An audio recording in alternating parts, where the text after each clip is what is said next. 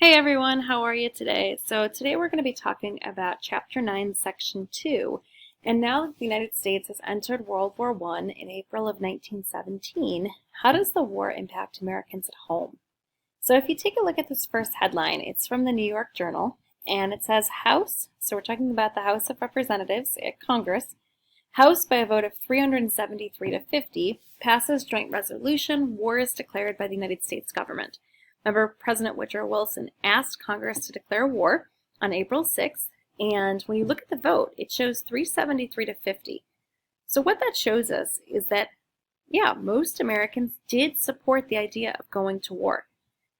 As you're writing your papers this week and you're thinking about why the United States entered World War I, because of Germany's use of unrestricted submarine warfare, the sinking of the Lusitania, the violation and breaking of the Sussex Pledge, and then finally the Zimmerman telegram.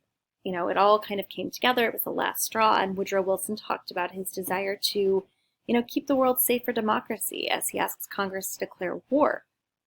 And of course, others speculate that the war began because of economics, because of this desire to ensure that the Allied powers won and that they could repay their loans. But it also shows us here that 50 people voted against going to war. And so for them, those reasons were not as convincing as one might clearly think. When you're looking at the propaganda posters at the bottom, look at the one on the left. It says, "I didn't raise my boy to be a soldier." It's a poster to be a conscientious objector. And so there were Americans out there were Europeans out there who did not support the war, who felt that killing was wrong, that this war was not something the United States should be involved in, that we should have an isolationist policy, that it would draw us into future wars and, cause more conflict, that it would cost too money, and that, went against America's morals and values. So it's not like everyone wanted to support the war, especially since in 1917, remember, it's been going on for 3 years, and we're seeing huge death tolls in battle. And right about the time that the United States decides to enter World War I, Russia's leaving World War I. So America really is aware of the fact that they're going to have a difficult, journey ahead of them as they're attempting to fight and win this war. Propaganda is going to play a really important role in trying to persuade people to support the war effort. And remember, we talked about propaganda a few weeks ago, how it is basically advertisements. It's trying to get someone to support your point of view and way of thinking. At this point in time in history, propaganda is going to be posted in billboards, in magazines, in newspapers. In our modern world, you would see it in television and radio and probably in social media. Radio existed at this point in time, but for the most part, it's about having a slogan, having an image, certain symbols, trying to get across a message to the public in such a way. It often relies upon certain images to try to make the enemy look like a monster. It also really applies to your emotions, and it, tries to make one feel empathy, for people who've already been attacked. It plays on, your emotions. It tries to make men summon courage to go off into battle or to be sympathetic to what others are feeling in the world.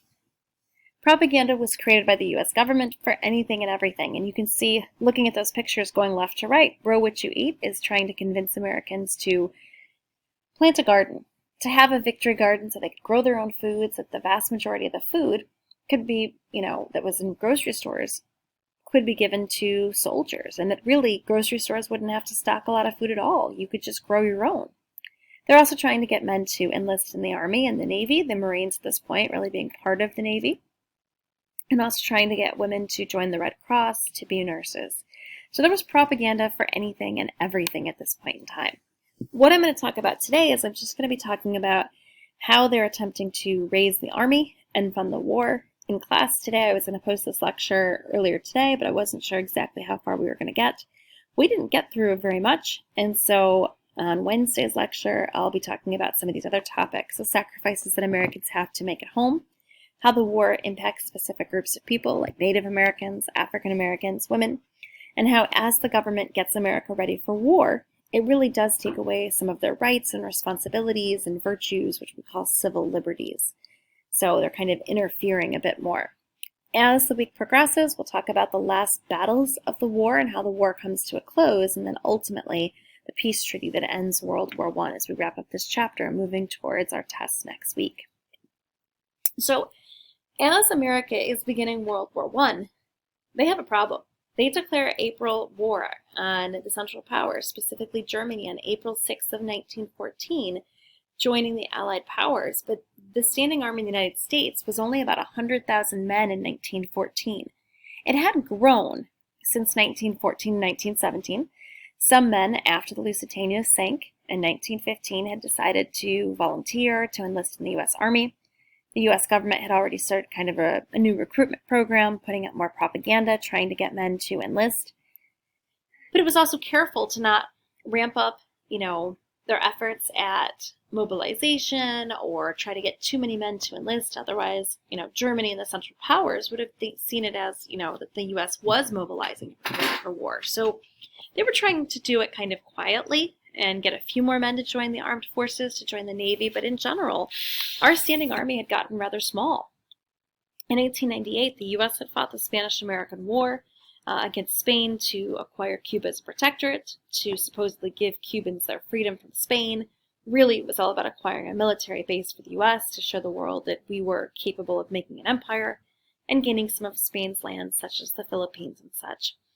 But in the years since, we had let the size of the army dwindle, and although we supported imperialist policies and we'd acquired somewhat of an empire for ourselves, we'd gone into more of an isolationist viewpoint, especially as World War I begins, so the size of our army had dwindled. We do have more of a modern Navy. When Theodore Roosevelt was president and the beginning of the 1900s, he, built up what he called the Great White Fleet so that our Navy could sail around the world, intimidating others. He realized how important it would be to have a world-class modern Navy if we were going to attempt to have any kind of territory overseas, to maintain that land, to try to ensure that people on those territories did not rebel, or to ensure that others did not conquer those lands and take them from us. So we had somewhat of a modern Navy, perhaps not as good as Britain and Germany, so that was kind of a point to argue, but still, more of a modern one. But our Army and Navy was really nothing. When we get into this war, we realize that the battles that are taking place in the Western Front are absolutely devastating in terms of the loss of human lives. Remember that at the Battle of the Somme, 60,000 men died in one day, which is why it's the battle that had the most single-day casualties, with over 1 million men who died in general. So, sure, all the casualties in one battle wouldn't be coming from just the U.S., but it could be possible that all of our 100,000 soldiers would have been wiped out in one battle, such as the Somme. So we're going to have to really put our efforts into making new propaganda and getting men to enlist in the army, and if that doesn't work, we're going to have some kind of conscription or a draft to get men into the armed forces as we build up our army and our Navy at this point. Remember, the Air Force really doesn't quite exist yet. The Marines at this point is still really part of the Navy. Most of the early propaganda is like the one picture in the middle where it says, "Don't wait for the draft, volunteer." They were trying to encourage men and say, please volunteer. If you volunteer, there's so many benefits. Perhaps you could pick your job. Perhaps there would be a pay bonus, a sign-on bonus. Plus, if you volunteer, you'll be with people from your hometown that you know in your regiment. You won't be all alone. You'll have a real battle buddy that you're familiar with. However, if you wait and get drafted, you have no idea what regiment you're going to be posted into. So there were some advantages to perhaps enlisting. And of course, the government portrayed it just the way the Europeans had, that this would be a short war, that there'd be few casualties, that you would come back as a hero with good pay, and you'd be physically in shape, and people would think of you as a hero, and this is an opportunity to travel and to see the world, to make your mom proud. And if that didn't really play up on your emotions enough, then they would put out the propaganda posters showing the Germans, the Huns as they called them, as the enemy, as brutes, as savage monsters who would potentially join up, make an alliance with Mexico, attack Texas, New Mexico, Arizona, and your family may be at risk. And so can you really accept that? Can you live with the fact that your family may be endangered because you were too afraid to fight?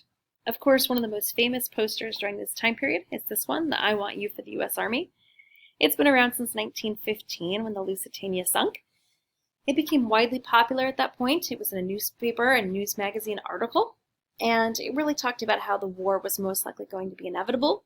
And it was somewhat, persuasive in getting some people to enlist in the military, even though there was no draft or war at that point. And it's one of those interesting pictures because the artist who created it was quite masterful. It really makes you feel like Uncle Sam is pointing at you, looking at you, calling you out. And whether you're sitting down or standing, wherever you're positioned at, he is talking to you personally and trying to get you to do your duty for the American people. By May of 1917, though, it becomes clear that it's not going to be enough just to have people volunteer, that a draft is going to be needed. And so they get underway with conscription, or a draft, and so the U.S. Congress passes a law called the Selective Service Act. It required all male citizens between the ages of 18 and 45 years of age to register, and then it was basically a very unlucky lottery, and if they called your number, you would be drafted. Overall, about 4.8 million men are drafted in the next year while the U.S. is in World War I. About 1 million of those men go to France to fight in the Western Front. Some of those men do go to the Eastern Front. Even though Russia pulls out of World War I around this time period by signing a separate peace treaty with Germany called the Treaty of Brest-Litovsk, Russia was basically tired of losing and they're running out of supplies, morale was low, Russia was on the brink of a civil war itself as they debated whether they should be capitalist or communist. And so even though they drop out of the war and Germany turns its attentions all towards France, some troops will be sent to the Eastern Front to try to fight against the Ottoman Empire, to liberate Serbia. Some of those troops that get drafted never actually make it overseas. They're still in training, or they're doing organizational stuff, and so they're not really in the thick of it, so to speak. But this will be, a very successful program that still exists today. If there would be a draft in modern America, who's to say? Would women be drafted? It doesn't seem like in today's world that any group would be excluded and that everyone would be eligible, but who knows? In American history, we've had very few drafts. You've got World War I, you've got World War II, you've got the Vietnam War. Before that, you have the Civil War. But most of the modern conflicts, like when you're thinking of the Persian Gulf War, the war in Iraq or Afghanistan, those are technically not wars, even though we label them as such. The president never asked Congress to declare war. So we think of those more as long enduring conflicts, and there was no draft in modern history. Now, the soldiers who do go overseas, we refer to them as doughboys. There's some debate about why they got that name.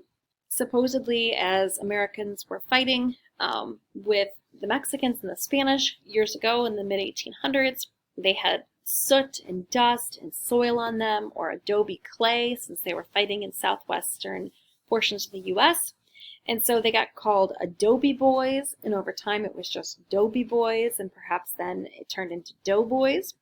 There's other thoughts that perhaps it's because these soldiers who showed up were for the most part young men in their early 20s with very little education, maybe through an 8th grade.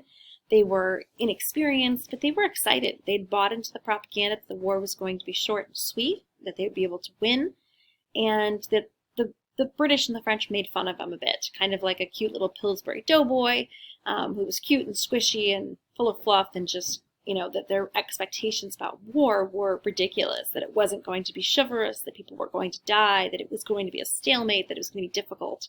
But luckily, the British and the French were proved wrong, that our doughboys, although they may lack experience, they did have optimism and morale and equipment and supplies, and it's going to be those things which help us to win World War I and to defeat the enemy and force them to surrender, plus all of course, our equipment and tanks and new tactics, since we refuse to fight the same old trench warfare. Now, it's not going to be just natural-born citizens who are fighting in World War I. Immigrants play a significant role in World War I. The way it would work is that normally immigrants, they've come to America historically for religious freedom, other kinds of political freedoms, the ability to vote, participate in the government, be part of our democracy, and of course for economic opportunities. And we've seen huge waves of immigration over the years, especially from the 1890s forward. We had this huge wave of new immigrants that came from all over the world to the U.S. Normally it takes a few years to become what we call a naturalized citizen, someone who lives here 5 years or so, passes a citizenship test, is in good standing, even someone who marries an American citizen and gets a green card. It takes a while to become a U.S. citizen, to become naturalized. You're not just a naturally born citizen. And you want to gain citizenship because you can vote, you fully participate in the government. If you would get arrested, you get a trial by jury, and of course, you get the joys of paying taxes. Well, the U.S. government realizes that it is a hassle for many of these legal and illegal immigrants who'd been coming to the U.S. via Angel and Ellis Island from all over the world to get a new life, a fresh start, that it would take them a while to become citizens. And the U.S. government gave them a deal they couldn't pass up. They said, if you fight in the war, you serve as a veteran, you survive this war, we will make you a U.S. citizen. And even if they died in battle, they'd be considered still a war hero, a veteran, and they were still going to grant them citizenship, post-mortem, post-death, and give that to their family. And so, they would still be able to get a wartime pension and all the rights that go along with citizenship.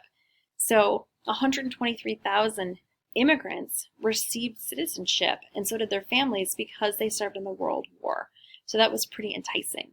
And in general, many people came together from so many different groups and worked together to fight and to win this war.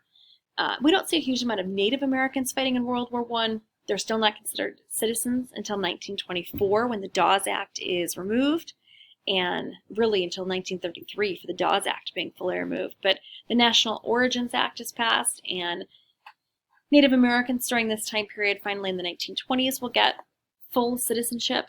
So many of them choose not to fight in the war because they're angry with the U.S. government. A few Native peoples do to gain citizenship rights, but not many. African Americans serve in the war. They are, of course, full-fledged citizens. They are just disrespected at this point in time in history. However, many of them choose to fight in separate regiments because they are either drafted or they volunteer and serve heroically. And women, of course, cannot serve in combat unless they would somehow sneak into the position. There are stories of that. But women would serve in other ways by working as nurses and such.